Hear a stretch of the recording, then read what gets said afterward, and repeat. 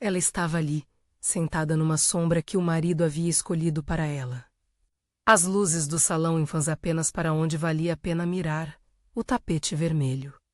As câmeras, as bocas que sabiam elogiar quem já tinha nome e sobrenome nas colunas sociais.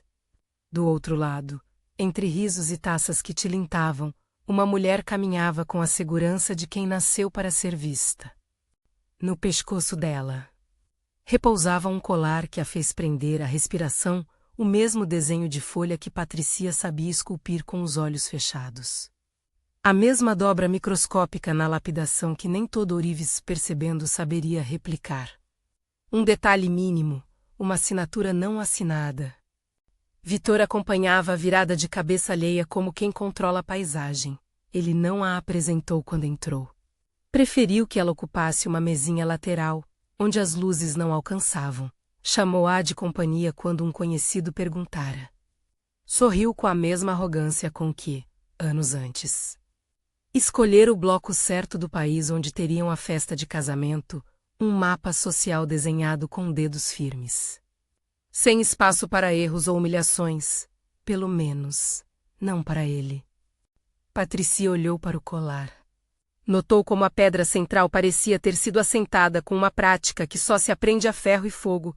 Ela mesma não era só o desenho. Era a marca do martelo sobre o metal, um pequeno sulco próximo ao fecho. Resultado de uma ferramenta que ela mesma adaptara, um erro transformado em traço de identidade. Não era possível ser coincidência. Aquela joia atravessara os seus dias sem que ele ao menos soubesse. Ela que jamais frequentara aquelas esferas porque Vitor achava que sua origem confundia com a imagem que queria projetar. Reconhecia cada camada daquele brilho.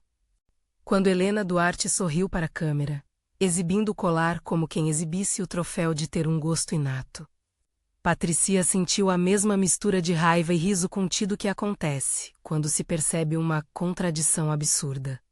O homem que a retirara do mapa público por ser pobre usava o prestígio que vinha dessas mesas para colocar no pescoço de outra mulher o trabalho que nascera das suas mãos. Havia naquelas luzes, naquela distribuição de olhares, uma lógica cruel, esconder a mulher que lavrara o ouro para polir a própria glória. Nas mãos de Patricia a joia perdera qualquer aura de fetiche. Na mão de Helena, tornava-se símbolo de um mundo ao qual ela, por decreto do marido, não pertencia. A cena foi uma ferida sutil. Uma que não estourava em gritos, mas corroía. Ela voltaria para casa com o gosto do metal ainda na língua, com as lembranças das raspas de prata entre os dedos. Voltaria para a oficina que chamava de Parapeito e Cosmos.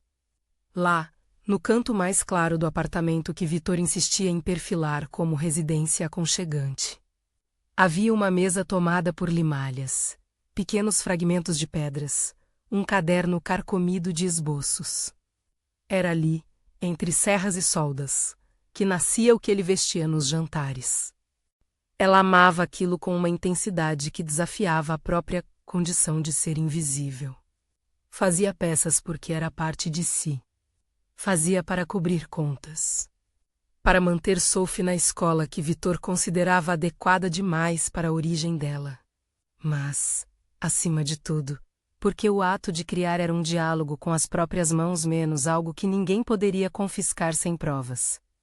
Algumas horas depois daquela noite de salão, sentada à mesa de trabalho, ela deixou pegar no papel o desenho daquela folha que vira no colo de Helena. Passou o lápis com a calma de quem recontava uma oração. Cada linha, um velho hábito. Cada traço, um segredo. Se naquela festa Vitor a havia colocado na penumbra por orgulho e cálculo, naquele traço ela se dava a claridade. E percebeu menos com a mesma frieza com que acabou por perceber tudo, que aquilo poderia, também, ser sua defesa. Se essa história está falando com você, se inscreva para acompanhar como uma mulher transformou o que lhe tiraram em prova de sua dignidade. O que era cuidado e ofício, para Vitor era origem a ser dissimulada. Ele não queria que os amigos conhecessem o passado de Patricia, a infância onde as pedras vinham de sacos de pedreiras. As primeiras vendas feitas na feira da cidade, as tardes na mão calejada do tio que lhe ensinara a segurar o martelo. Para ele, tudo isso era um molho perigoso que justificava a manutenção de uma estética, esposa à sombra, marido ao sol. Casaram quando ela tinha 20 e poucos anos. Ele tinha promessa de um futuro grande. Ela tinha talento e uma fé de borda. Havia amor, não o tipo barulhento e dominante das novelas. Mas um afeto paciente que talvez bastasse, se os números e as expectativas não tivessem crescido como o fermento. Vitor cresceu em prestígio. Ela cresceu em mãos. O tempo fez deles, juntos, uma imagem convivial e estratificada. Ele sabia manejar contratos. Ela sabia dar forma ao metal. A cidade reconhecia um nome e invisibilizava outro. Sophie tinha 7 anos quando a invisibilidade se fez regra. Para a menina, o mundo era um conjunto de portas grandes e pequenas, portas de escola, portas de casa, portas do quarto onde a mãe guardava o estojo de ferramentas.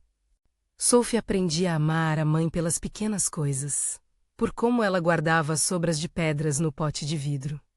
Por como, nas manhãs frias, aquecia o metal com as mãos antes de começar a trabalhar.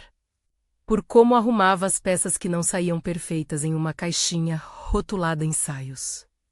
Vitor fazia piadas sobre origens humildes na frente de convidados que riam amarelo. Não nascia violência nas palavras. Nascia a intenção de marcar. A intenção era manter, suavemente, as hierarquias.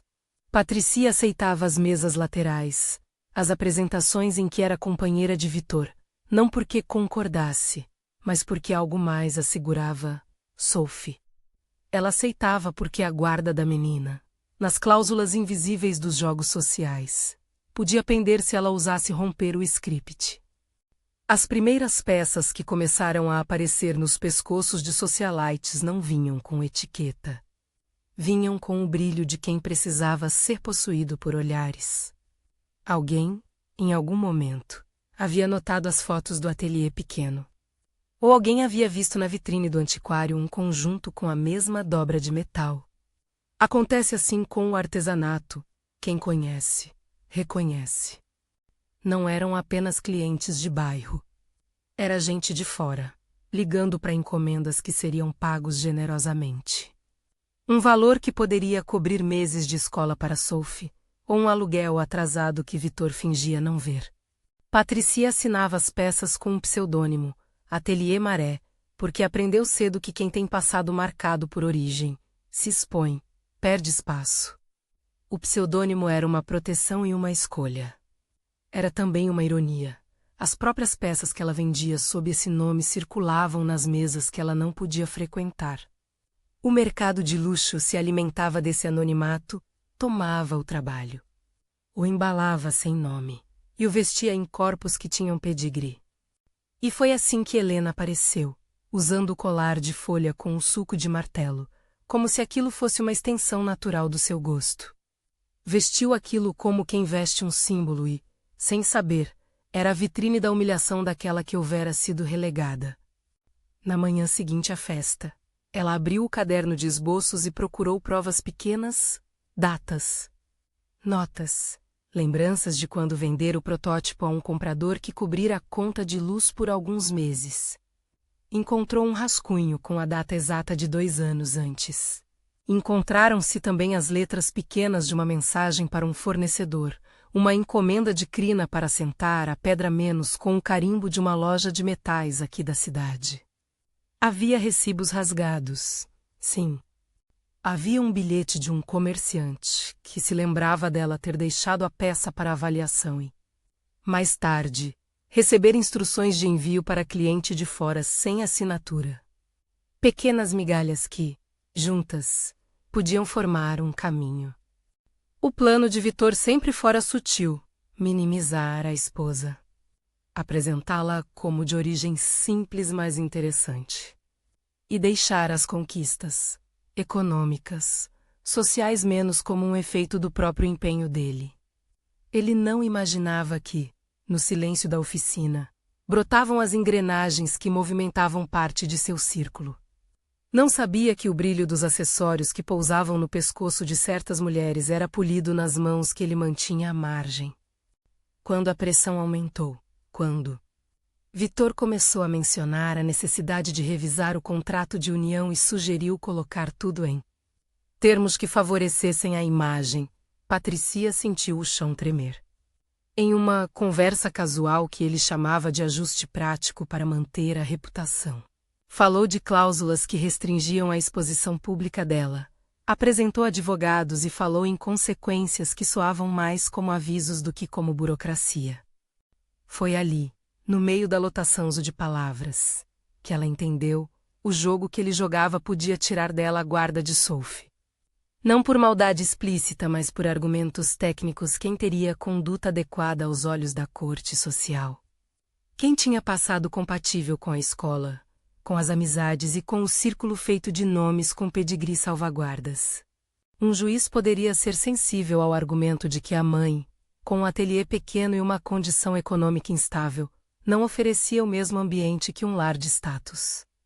Vitor insinuara que a visibilidade pública dela poderia prejudicar a menina. Era um quê de paternalismo. Era o verniz de uma prisão social. A possibilidade de perder Sophie tornou concreta a urgência de Patricia. Não se tratava de orgulho ferido. Tratava-se de proteção. Nessa linha tênue entre sobrevivência e justiça pessoal, nasceu a decisão de transformar os detalhes que ninguém via em evidência irrefutável. Se ele queria esconder, ela, ao menos, provaria. Se ele dizia que era pobre para o público, ela provaria, com documentos e testemunhas, que a pobreza dele era uma etiqueta que segurava sua própria arte. Pela primeira vez em muito tempo ela agiu com uma frieza focada. Não houve escândalo, apenas planejamento. Chamou Ana, uma jovem que trabalhara com ela durante um verão e que, com o tempo, se tornara uma ajudante discreta e leal. Ana conhecia o office da oficina. Conhecia as marcas que só uma mão fazia no metal. Também conhecia os contatos.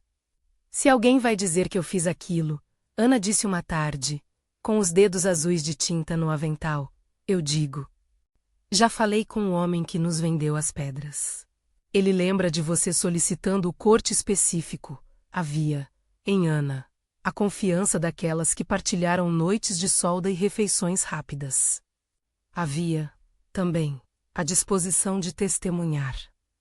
Miguel entrou na equação como chão e estratégia. Ele era alguém que durante anos tocara uma galeria de bairro onde artistas humildes encontravam espaço. Conhecia o circuito, sabia como uma peça circulava até tornar-se objeto de desejo. Miguel não tinha interesse em estrelato pessoal. O que o aproximou de Patricia foi algo mais simples, respeito pela habilidade e por Sophie. Tinha um passado de dificuldades que o tornava atento às injustiças sociais. Era firme, paciente. E, o melhor, tinha contatos que entendiam de autenticidade artística. O que eles não tinham era o tempo que um processo judicial exige. Os primeiros passos foram coordenados com cautela, fotografia profissional das peças. Detalhamento do processo de criação em vídeo sem alardes. Catalogação de matérias-primas com notas fiscais e o reconhecimento de testemunhas, fornecedores.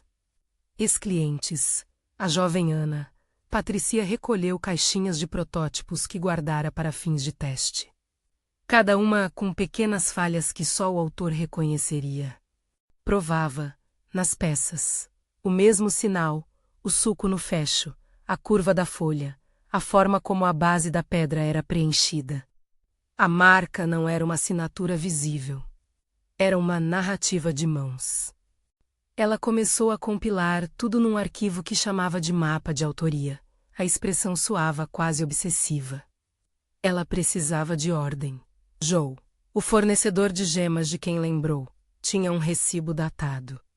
Uma cliente de um bairro distante mandara uma carta, há 5 anos, onde falava de encomenda recebida e de elogios ao acabamento que parecia ter alma. Ana, com sua caligrafia torta, Acrescentar uma nota sobre ter visto Helena numa boutique que recebia encomendas para clientes de fora. Pequenos nós, juntos, para não deixarem lacunas. Vitor notou a mudança. Ele notava sempre. Havia no modo dela uma disciplina nova. Não era raiva evidente, era calculada. Ele perguntou sobre o que a deixava ocupada até tarde. Ela falou de fornecedores e de provas. Ele respondeu com desprezo velado: não transforme qualquer coisa numa novela. Pediu que ela deixasse a vida pública com menos perguntas. As palavras dele tinham o voo frio de quem quer apagar um incêndio a partir de uma lei de marketing pessoal. Sophie era a base emocional. Quando a menina perguntou por que a mãe passava tantas horas mexendo em caixas, Patricia lhe deu uma versão simples e apropriada: estou guardando coisas nossas. Carinha. Coisas que mostram o quanto a mamãe trabalha. Sophie, com a lógica de criança que não precisa traduzir os muitos significados dos adultos.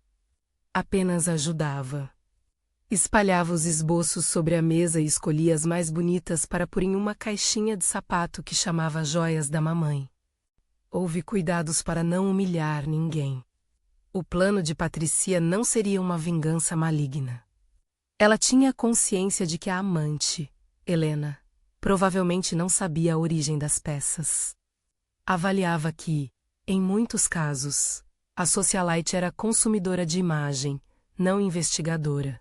O alvo real era a narrativa de Vitor, a estrutura que permitia que sua arte circulasse sem autor, sem rosto, sem dignidade. Ao mesmo tempo, havia o risco de ser vista como alguém que tentava lucrar sobre humilhação. Era um dilema constante. Expor-se demais poderia trazer acusações de oportunismo. Recuar poderia custar a guarda de Sophie. Por isso, cada passo era calculado. Ela procurou uma advogada que não se compadecia com o teatro social, uma mulher de olhar preciso, que conhecia as formas de provar autoria e que sabia que, em julgamentos que dependem de postura social, a prova documental pesa. A advogada orientou: reúna tudo que mostre consistência menos datas, pagamentos, assinaturas. Um perito pode comparar a peça com seus protótipos. Testemunhas que confirmem tradição de trabalho ajudam a via. Então, meios legais e técnicos. Havia a perspectiva de um confronto em que a verdade não seria apenas moral, mas técnica. A preparação exigiu disciplina. Ela passou noites digitalizando recibos antigos. Escaneou o carimbo da loja de metais. Fez um vídeo onde mostrava as etapas de criação de uma peça. Sem grandiloquência, a madeira cortada, a liga preparada, o martelo que faz o sulco que, agora, poderia ser comparado. Miguel sugeriu levar parte do material a um perito independente que poderia testar sem paixões. Ana organizou uma lista de quem poderia testemunhar: o vendedor de pedras. A dona da loja de embossagem que reconhecia um fecho feito por aquela ferramenta específica. Um cliente de aluguel de peças que guardava caixas por meses. Enquanto isso, no bairro social onde Vitor reinava, conversas circulavam. Almoços, sorrisos medidos, mensagens rápidas sobre a última aquisição de Helena. Havia quem falasse de nova influência e quem comentasse, com leve espanto, a sofisticação incomum das peças. A narrativa que Vitor alimentava menos a de que era ele a origem do bom gosto que cercava a família. Começava a se tornar polissilábica demais para ser sustentada por si só.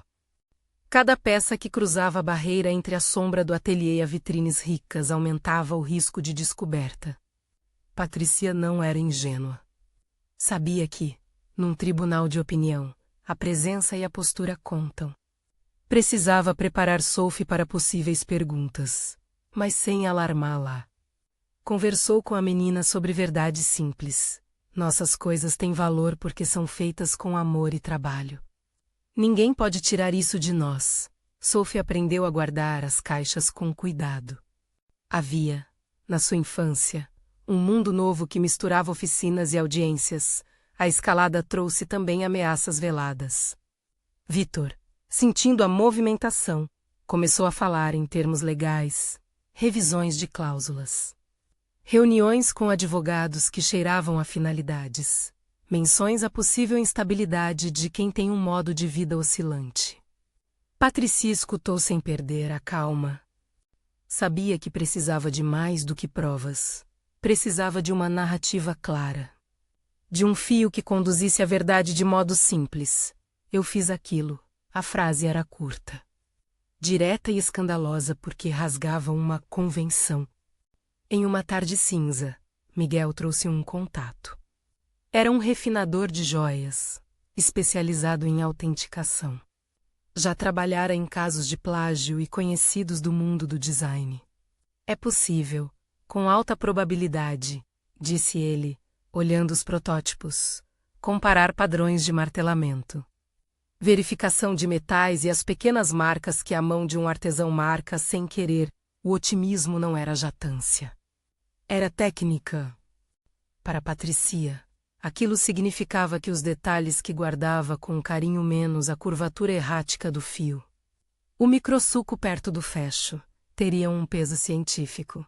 A partir dali, tudo ganhou arrojo, fotos macro, laudos preliminares, anotações de 3 testemunhas que concordaram em falar. A movimentação era feita com cuidado para não despertar a suspeita de Vitor. A advogada falava em táticas. Não exponha as cartas antes de termos o conjunto, e não ataque ninguém por ataque. Vamos construir reconhecimento, não humilhação. Patricia concordou. Queria a verdade. Queria, por fim, ser vista como mãe e artista, com direitos iguais. E havia também a questão da amante. Helena, até onde sabiam, não era uma inimiga menos, era um elo desavisado. Mas quando foi preciso? Uma conversa sutil entre Patricia e Miguel indicou que a socialite poderia ser abordada com honestidade. Oferecer a chance de esclarecer a origem, evitar humilhação e buscar reconhecimento. Patricia não desejava ver uma mulher despedaçada pelo escárnio público. Queria apenas que a peça fosse reconhecida e sua autoria declarada. O plano ainda precisava de um último elemento, uma peça testemunhal que fosse óbvia aos olhos do público. Algo que, quando mostrado, dificultasse as justificativas. Foi então que Patricia lembrou de um protótipo, uma peça que guardara depois de um erro de solda que vira. Por ironia, resultara em um detalhe particularmente belo, quase único. Ela não o vendera porque, aos olhos do mercado, era imperfeito. Ao olhar do criador, era assinatura. Era o tipo de marca que um perito dificilmente poderia refutar. Conseguir essa peça significava ir contra a lógica de Vittori, ao mesmo tempo, oferecer ao futuro processo uma prova difícil de negar. Ela a retirou da caixinha onde a mantivera por anos, limpou com a mesma toalha que guardava as noites de solda e colocou-a numa bolsa. Havia algo de ritual naquele gesto, transformar uma sobra em argumento.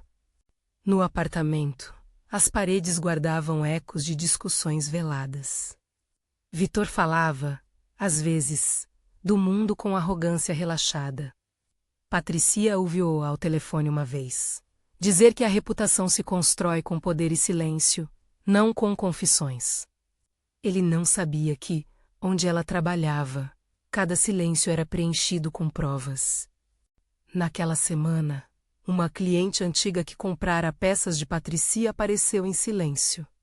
Era dona de uma boutique modesta em um bairro que, por suas escolhas estéticas, atraía compradores do centro. Ela trouxe um envelope com fotos, uma peça que comprara anos antes e que, agora, surgira em uma vitrine da capital. Havia o mesmo sulco, a mesma curva. A mulher contou, com voz baixa, que conhecia a assinatura daquelas mãos. Ofereceu-se para testemunhar. Era uma joia de senhoras que viviam longe das colunas sociais. E, portanto, uma voz que poderia parecer menos influente nas esferas de poder. Ainda assim, era um testemunho honesto. Patricia guardou as fotos como se guardasse o próprio pulso. Cada evidência recolhida era um tijolo para construir um muro contra a invisibilidade que a cercava. No fim daquela fase de preparação, ela sabia que havia conseguido o que parecia impossível, transformar o trabalho de uma vida em documento. Em história que pudesse ser contada sem a voz de Vitor. Os documentos não eram revanche, eram resgate. E havia outro risco. Ao puxar o fio, tudo poderia se desfazer em retaliação.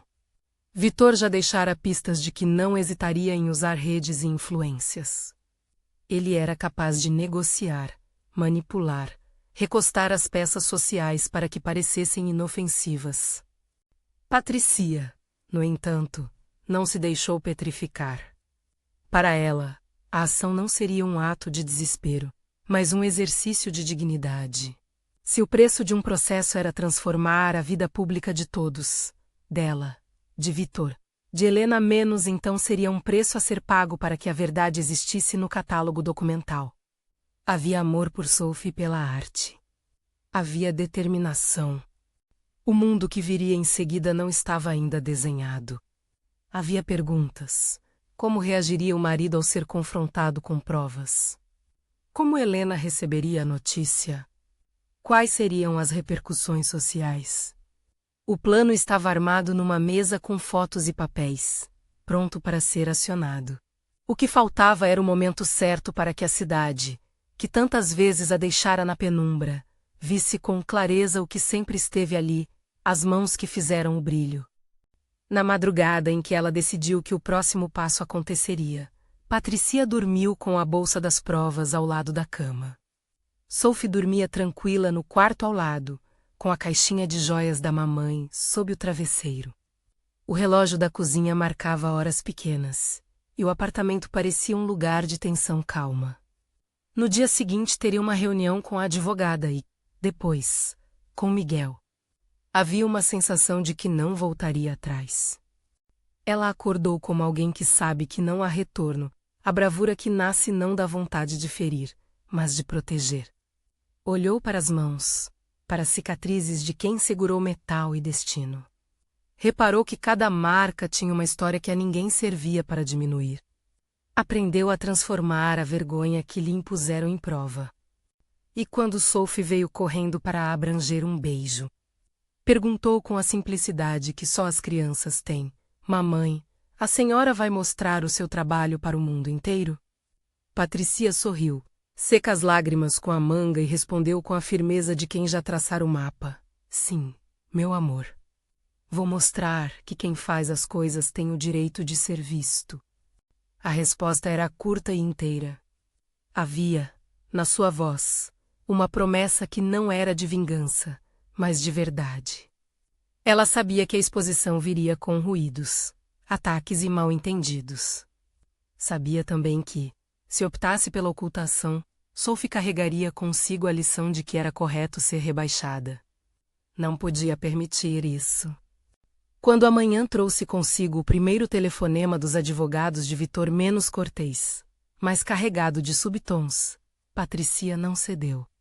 Pediu que as próximas conversas fossem por intermédio da sua advogada. Havia, agora, um escudo. O jogo social começou a se mover. Em jantares, pessoas comentavam, mas nada ainda se tornara público. Vitor procurava medidas preventivas, conversas com jornalistas afinados ao círculo, notas sussurradas sobre a estabilidade da família. Ele acreditava que controle era silêncio. Ele não sabia, naquele momento, que o silêncio de Patricia era resguardado por provas, por testemunhas e por uma coragem que não precisava de escândalo para ser legítima. O que viria depois era um nó prestes a ser apertado. Havia uma peça, um perito, uma testemunha disposta a falar. Uma advogada com estratégia e uma mãe disposta a perder o que fosse preciso para preservar a dignidade de sua filha. E, no meio de tudo, uma joia que repousava agora numa caixinha com seu sinal inconfundível, o sulco do martelo. A folha com uma curva única, um pedaço de verdade pronto para ser levado à cena. Patricia olhou mais uma vez para o retrato de Sophie no aparador. A menina dormia com um sorriso que não sabia ser patrimônio de ninguém. A mãe percebeu que a vontade de mostrar o trabalho não vinha apenas de orgulho profissional. Vinha da necessidade de ensinar à filha que o lugar de quem cria é visível e que ninguém, por mais alto que converse nas festas, podia roubar aquilo que se faz com as mãos. Na manhã marcada para a primeira audiência, o ar na cidade parecia mais denso, como se também carregasse o peso do que estava por vir. Patricia levantou cedo, repetiu os mesmos rituais de sempre: o café forte, a toalha que limpava as peças, o olhar demorado para as mãos. Por um instante, deixou-se invadir por uma ansiedade quase infantil. Sophie, ainda sonolenta, enfiou os pés nas pantufas e pediu para acompanhar a mãe até o carro. A advogada sorriu, disse que a presença da menina poderia ser sensível. Patricia respondeu com a calma que vinha da certeza de que precisava dela ali, não para vencer um processo, mas para que a menina visse o preço da verdade. No corredor do tribunal, vozes se misturavam. Reportagens já circulavam discretas, algumas editorias de sociedade buscando angulação, outras colunas que só sabiam frisar o choque. Vitor entrou com a postura que cultivara sem jantares, impecável, meio sorriso ensaiado, olhos que não olhavam o suficiente. Helena veio depois, como figura comentada nas rodas, elegante. Um pouco mais pálida do que nos flashes, mãos ligeiramente trêmulas. Ela não sabia, ao certo, o que aquela história mudaria para si. Sabia apenas que fora convocada como peça central de um enredo que jamais imaginara tocar. A audiência foi dividida em duas frentes: o pedido da advogada de Patricia para que o juiz reconhecesse formalmente a autoria das peças que circulavam com a imagem de terceiros. Simultaneamente, a questão de custódia, colocada por Vitor como razão de preocupação. A defesa de Vitor insinuou que a exposição pública de Patricia poderia ser instável para Sophie, mas evitou, com cuidado, soar como ataque direto. No espaço público, o argumento mascarava um cálculo: se a mãe fosse vista como imprudente, a guarda poderia pender. A advogada de Patricia iniciou com clareza: a autoria não era apenas uma questão de orgulho, era evidência técnica. Pediu que o perito designado fizesse a comparação entre as peças mostradas em fotos de eventos, o protótipo guardado por Patricia e as amostras depositadas no tribunal. O perito, um homem de mãos calejadas e olhar metódico, pediu tempo para examinar, explicou ao juiz. Com palavras simples, como funcionava a comparação, o artesão deixa traços que não são aleatórios. Há padrões de martelamento, técnicas de solda que marcam o metal, e características na lapidação que se repetem. Ele pediu para levar as peças ao laboratório por algumas horas. Enquanto aguardavam, a sala era um microcosmo de olhares curtos e respirações contidas. Vitor sussurrava com seu advogado. Helena, sentada num canto discreto, folheava um programa de evento como quem busca distração. Em seus olhos, havia confusão e um traço de culpa que não se traduzia em palavras. Miguel ficou do lado de fora, tranquilo, oferecendo a Patricia a presença sólida que não precisava de grandes declarações. Ana, com um avental discreto por baixo do casaco, segurava uma pasta de testemunhos. A simplicidade dela era a prova mais humana de todas. Quando o perito retornou, trouxe a aura de quem tem dados para falar. Projetou imagens macro, a folha em close, as linhas de metal, a microscopia que revelava um pequeno sulco próximo ao fecho. A mesma imperfeição do protótipo que Patricia guardara por anos. Comparou as digitais de solda, mostrou como a curvatura do fio seguia um traçado não industrial. Em linguagem acessível, disse que havia alta probabilidade de as peças terem sido manufaturadas pela mesma mão. Não era uma proclamação messiânica. Era técnica, médica quase, que pesava por si mesma. O que se seguiu foi um jogo de tentativa de desacreditar as provas por parte de Vitor. Apresentou notas de compra de gemas. Em nome de uma loja ligada à sua família, sugeriu que a origem poderia ser terceirizada. Insinuou que a circulação das joias indicava que haviam sido compradas e revendidas entre casas de luxo. Sua estratégia era plausível: criar dúvidas. Mas aí entraram as testemunhas. O fornecedor de metais que reconheceu a descrição de uma encomenda. A dona da boutique que atestou ter recebido instruções específicas, enviar para cliente de fora. Por fim, Ana, que descreveu noites de trabalho, entregas e a sensação de ver peças desaparecerem para vitrines da cidade. Helena foi convocada a depor. Ninguém desejava transformar esse momento em espetáculo. Por isso, a sua fala foi conduzida com cuidado.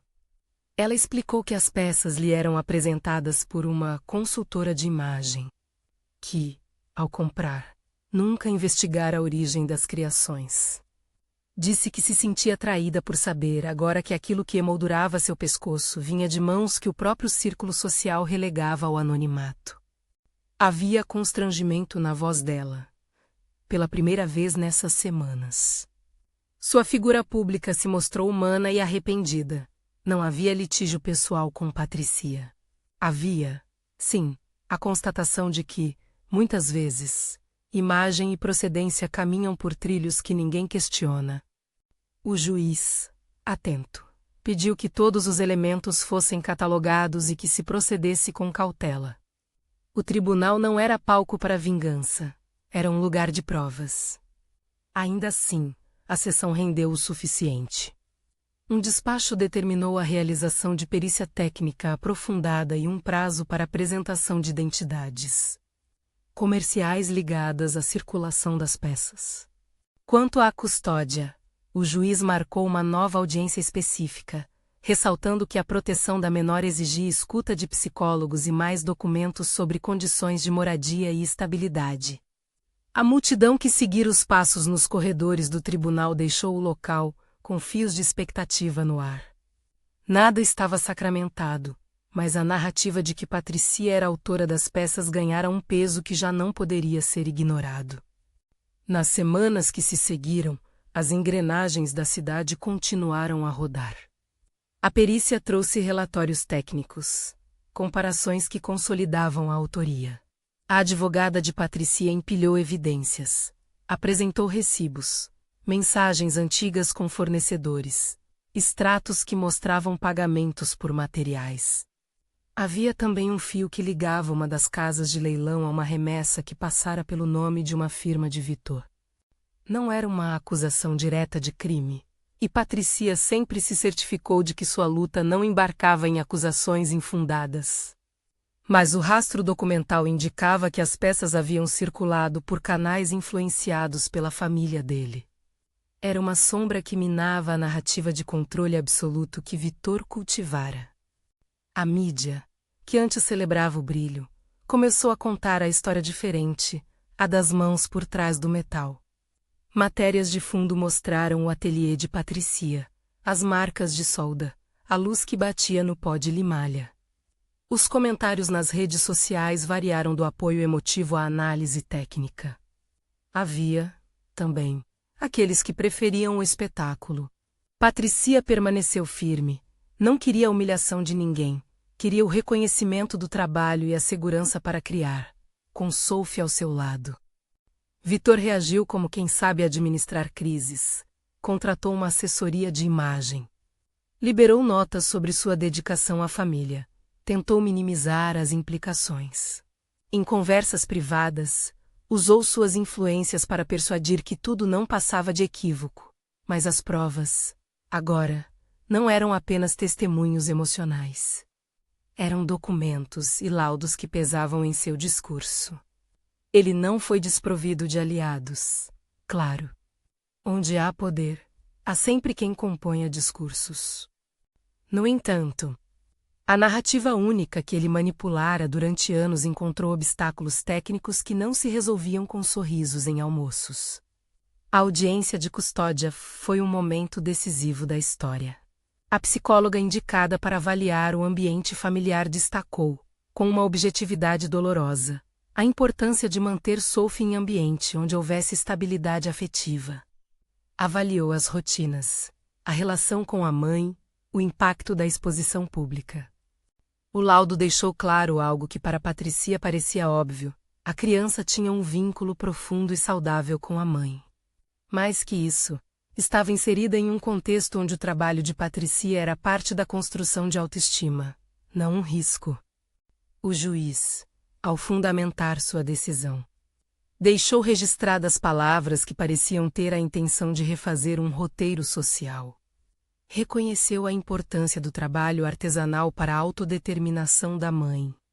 Ressaltou que a ideia de conduta adequada não podia se apoiar em discriminações de origem.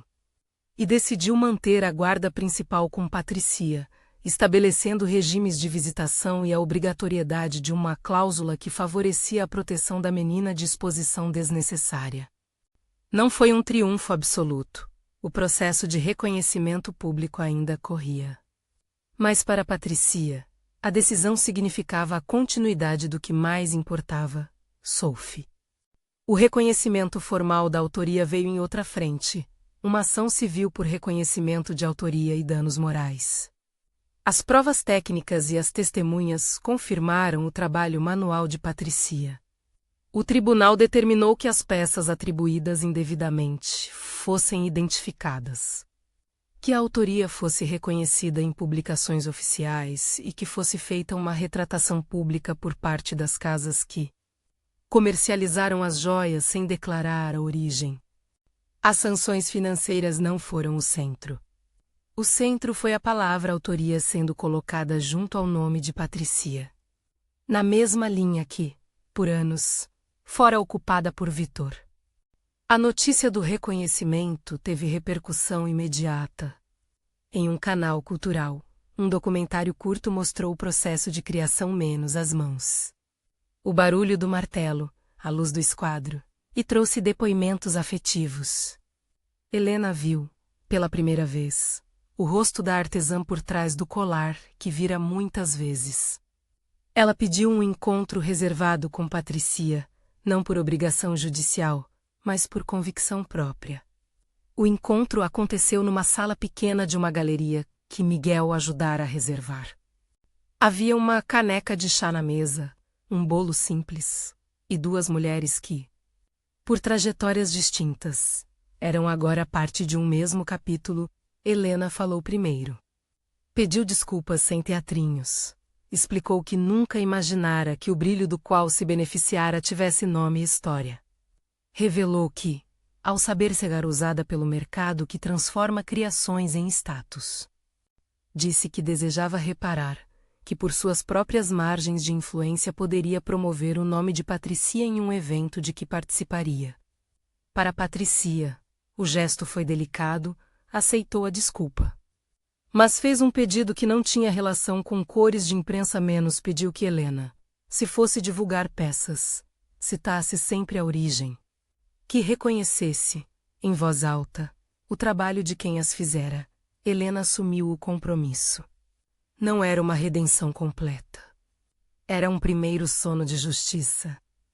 Em paralelo, Miguel se aproximou com discrição de um leque de galeristas que valorizavam o artesanato autoral. Juntos, propuseram uma pequena exposição intitulada Mãos Visíveis, uma mostra que reunia peças assinadas por artesãos locais. Com destaque para a história de Patricia. A mostra não era um consolo para as noites de humilhação. Era um passo público para afirmar que talento não é classe social. A curadoria incluiu o protótipo que servira de prova, junto de outras peças que revelavam a técnica de Patricia. A inauguração foi simples, porém quente. Amigos, colegas e clientes antigos vieram. Sophie esteve ali, segurando a mão da mãe, e ao ver a vitrine com as peças, agora etiquetadas com nome e ficha técnica, menos sorriu com aquela alegria literal de quem reconhece o carinho da própria cria.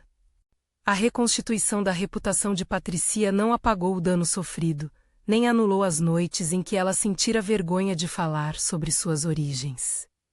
mas deu-lhe algo que a sustentou com força: reconhecimento institucional e possibilidades práticas de renda digna. A partir dali, encomendas começaram a vir com contratos que respeitavam direitos autorais. Parcerias com boutiques que antes ocultavam passaram a destacar o trabalho artesanal. Alguma gente no círculo social de Vitor murmurou. Outros aplaudiram. A cidade, que sempre preferira a narrativa fácil, teve de ouvir uma história mais complexa, a da mulher que fora escondida, mas cujas mãos haviam escrito um brilho que ninguém mais podia assinar. Vitor, por sua vez, viu as fissuras no seu controle. Não houve um colapso espetacular, mas as estruturas que lhe garantiam a narrativa de superioridade começaram a apresentar buracos. Amigos distantes se mostraram cautelosos. Contratos foram revistas. Ele tentou uma última cartada jurídica para desacreditar testemunhos, alegando inconsistências.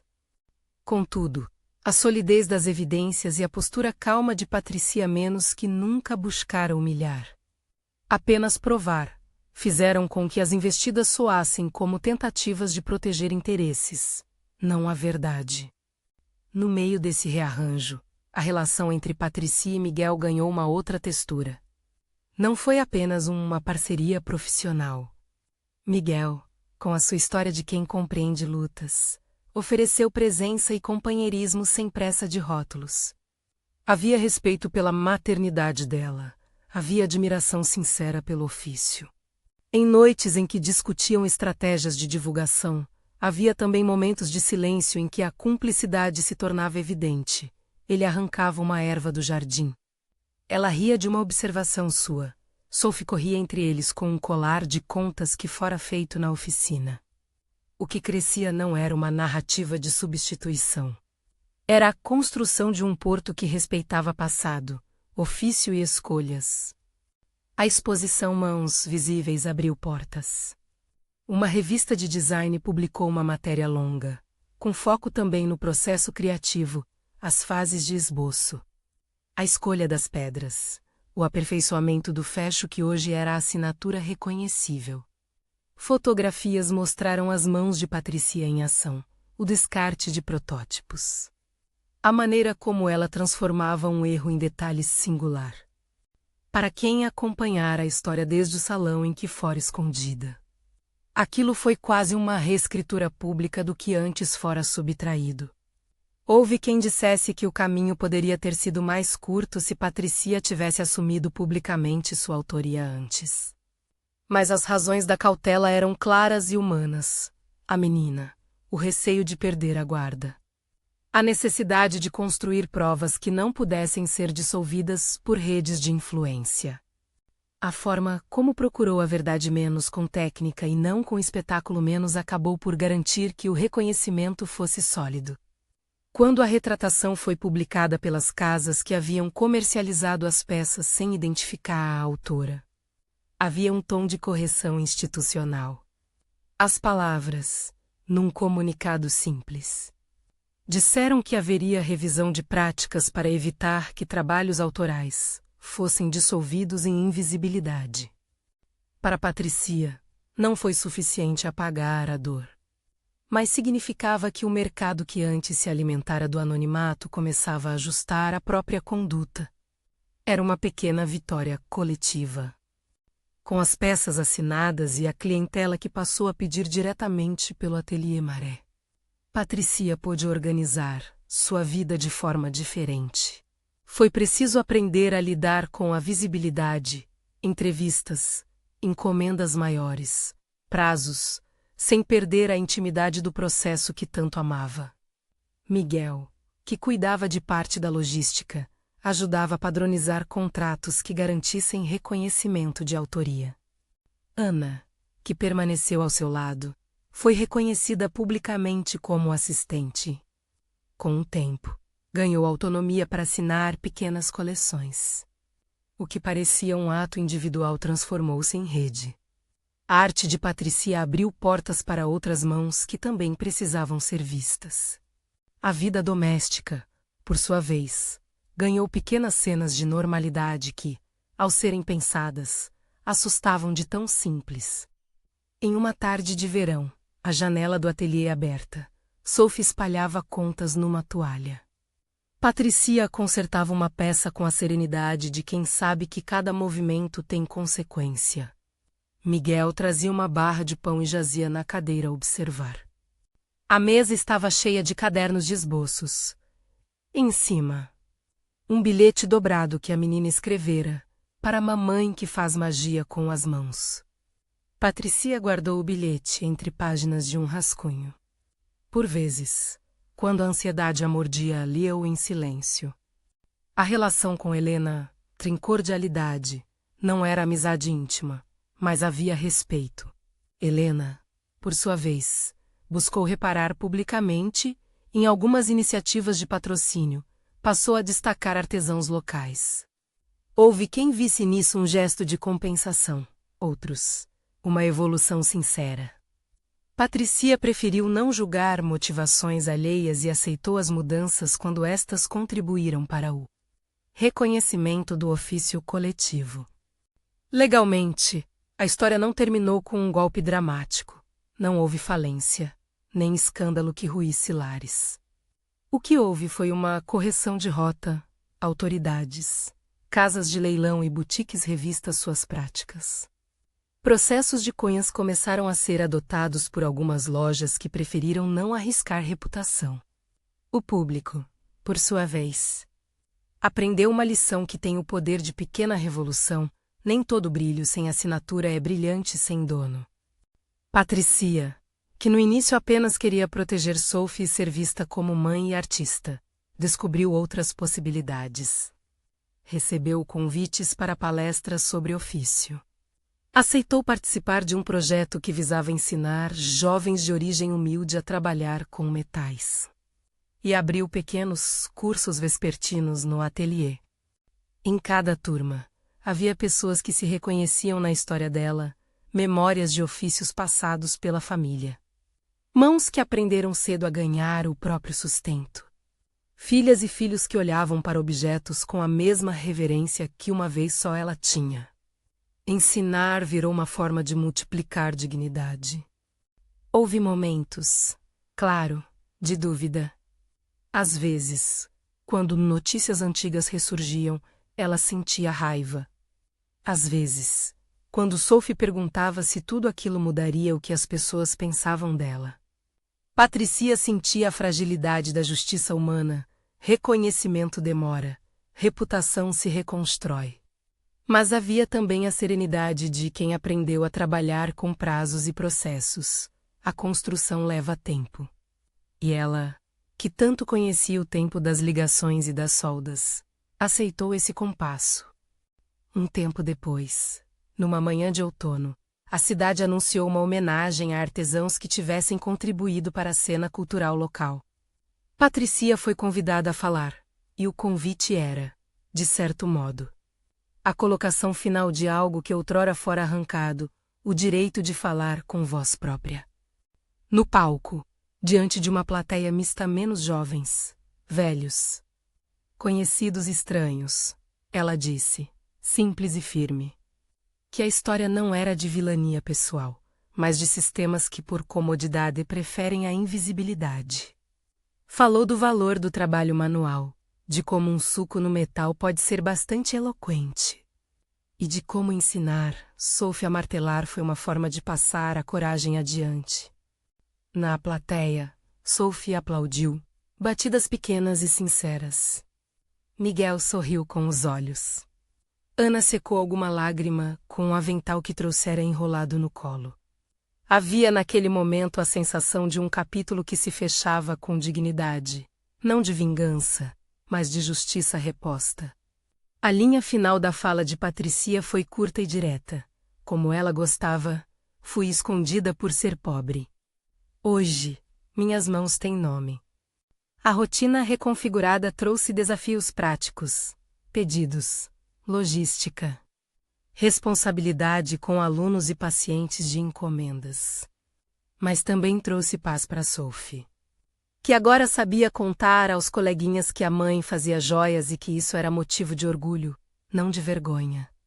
aprendeu a explicar, com leveza, que nem todo trabalho brilha na capa das revistas, mas que brilho também tem dono.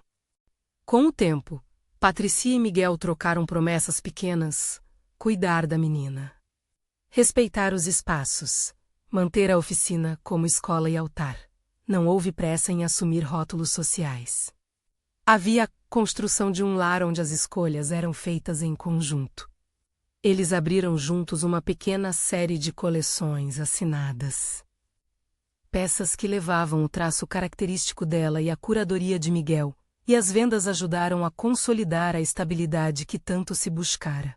A repercussão social de Vitor, que antes se quis destino, reduziu-se ao que sempre deveria ter sido: um homem com falhas humanas e escolhas que, ao fim, o público não hesitou em julgar de modo crítico.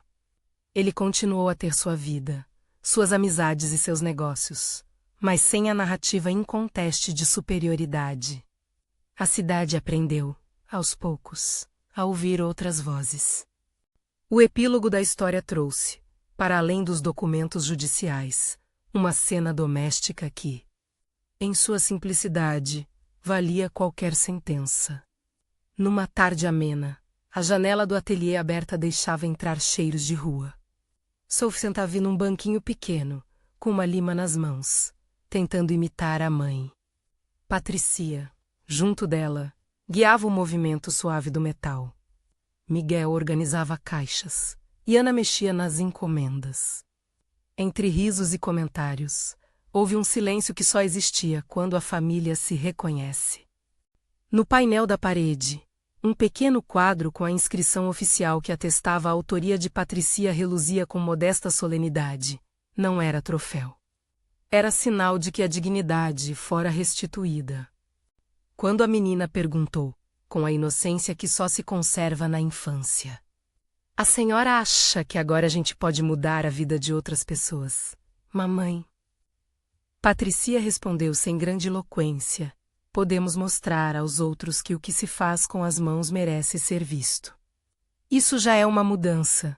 Sophie sorriu e voltou ao trabalho, satisfeita por poder ajudar. A cidade continuou a girar. As luzes dos salões ainda atraíam olhares, e a vida de Vitor seguiu com seu próprio curso. Mas a narrativa daquela mulher que fora escondida por ser pobre e que, com as próprias mãos, criara as joias que um dia adornaram outra. Tornara-se lição clara: reconhecimento custa trabalho, mas é possível. A justiça não veio como explosão, veio como alinhavo menos meticuloso, lento e firme.